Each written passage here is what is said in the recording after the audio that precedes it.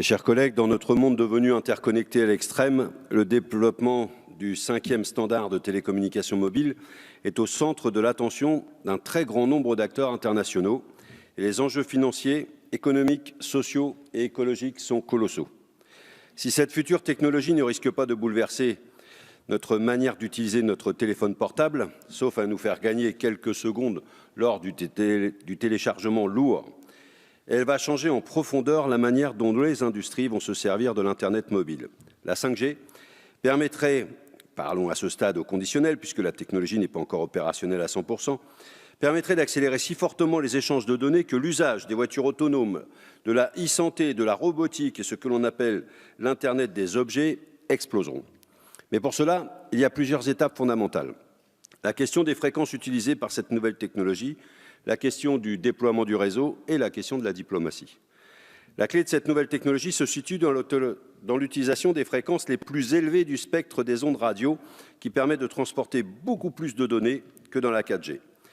Mais l'utilisation de ces plages de fréquences pose de gros problèmes. Tout d'abord, il semblerait que les hautes fréquences sont utilisées par l'armée française. Les députés communistes souhaitent savoir si l'État n'a pas discrètement grignoté sur les fréquences militaires pour se faire de l'argent en vendant ces fréquences dans le cadre de la mise en place de la 5G. On a en tête le discours de la ministre Parly à Saclay. Il semble que cette question soit cruciale pour notre souveraineté et l'efficacité de nos forces armées. Deuxième inquiétude en rapport à la hauteur de la fréquence, c'est évidemment le brouillard électromagnétique. Cette question de santé publique nous semble beaucoup trop prise à la légère et trop souvent éclipsée derrière les considérations de gros sous. Il faut quand même redire ici qu'en 2017, plus de 160 scientifiques du monde entier ont demandé un moratoire sur la technologie 5G, estimant qu'elle pourrait causer des troubles physiques importants. Tout comme la question des perturbateurs endocriniens, il est prouvé qu'une onde ou un pesticide à faible dose ne tue pas. Mais c'est bien la question de la dangerosité de l'effet cocktail et du temps d'exposition que les scientifiques sont incapables aujourd'hui de déterminer précisément. Le principe de précaution serait utile à soulever et le fait de se précipiter pour rester dans la course mondiale à la connexion pose une question qui, semble-t-il, n'a pas fait l'objet d'un débat de société aussi approfondi qu'il le mérite.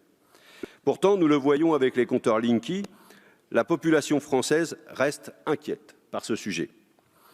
Et ce risque est d'autant plus important qu'avec la faible portée des fréquences 5G, le nombre d'antennes devra être très important et très densément réparti sur le territoire. Cela va donc ajouter du brouillard à ce qui était déjà une purée de pois.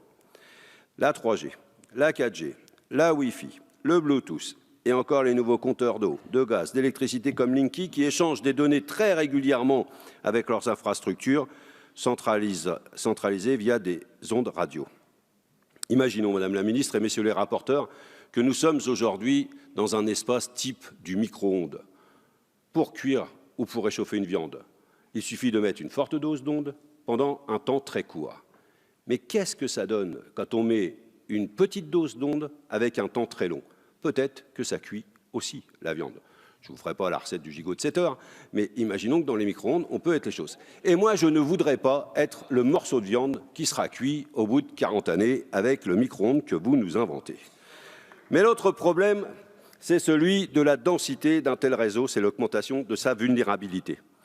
Car non seulement ce réseau sera dense en termes physiques, avec un très grand nombre d'antennes, mais il le sera aussi en termes virtuels.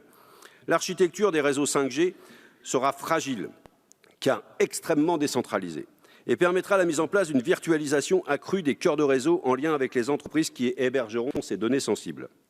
La puissance de ces entreprises va s'accroître et renforcer l'aspect géopolitique de cette bataille.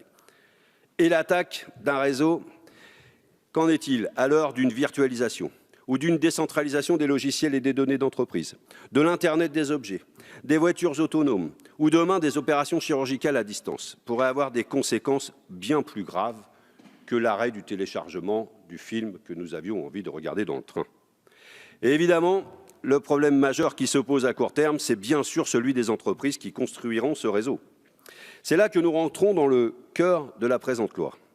Le marché actuel de la 5G se partage seulement avec 5 acteurs majeurs: Ericsson, Nokia, Alcatel, Huawei et Qualcomm. L'apport actuel, qui est savamment alimenté par les États-Unis, porte évidemment sur l'entreprise Huawei. qui doit, par obligation légale, ça a été dit par mes prédécesseurs, collaborer avec les services de renseignement chinois, comme toute entreprise ayant son siège social sur le territoire. Avec l'installation de la 5G par cette entreprise, c'est potentiellement toute l'Europe qui pourrait être écoutée par la Chine. Mais ne soyons pas dupes. Cette psychose américaine sert aussi de diversion. N'oublions pas que les entreprises américaines ont déjà collaboré avec l'Agence de sécurité nationale américaine, la NSA, lorsque nous avons appris, en 2015, que les téléphones portables d'Angela Merkel, de François Hollande et de plusieurs de leurs ministres étaient mis sur écoute par les États-Unis. Et je tiens à rappeler que les deux entreprises qui fournissent le cœur de réseau 4G, Cisco et IBM, sont américaines. Le spectacle offert par les acteurs de ce nouveau monde ressemble tristement à un vieux film de la guerre froide. Les Chinois ou les Russes nous espionnent pour le plus grand malheur, tandis que les Américains nous espionnent pour notre plus grand bonheur. Et cela pourrait nous faire rire, si l'Europe tout entière n'était pas le dindon de la farce.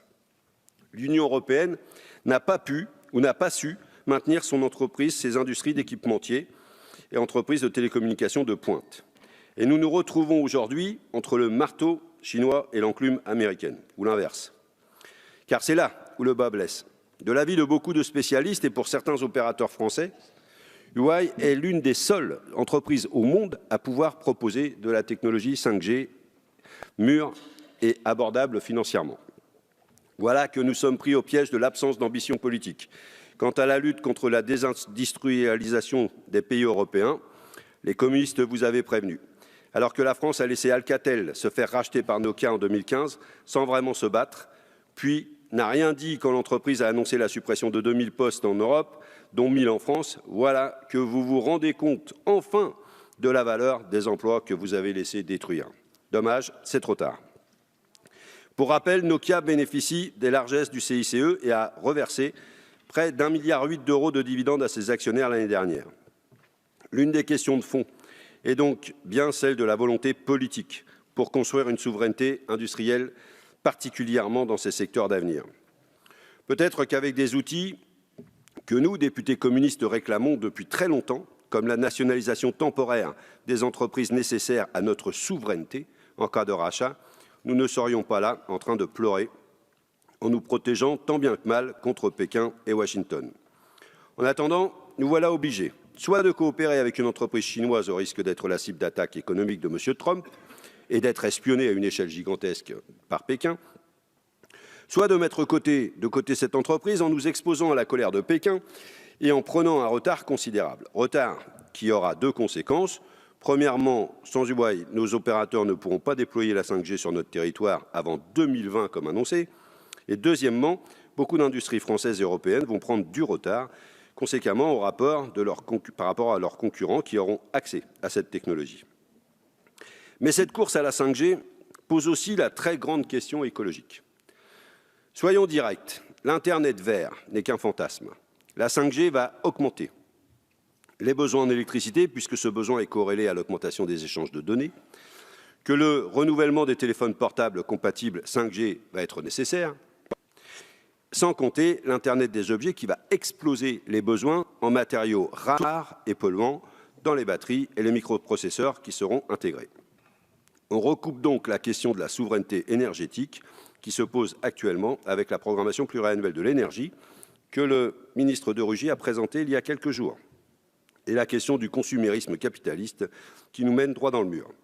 Les éléments que nous avons recueillis depuis la Commission, les témoignages de scientifiques, les doutes et les incertitudes qui entourent ce sujet ne permettent plus aux députés communistes de soutenir ce projet de loi autant qu'ils l'ont fait en commission. De plus, sans étude d'impact, nous légiférons à l'aveugle et ce n'est pas acceptable.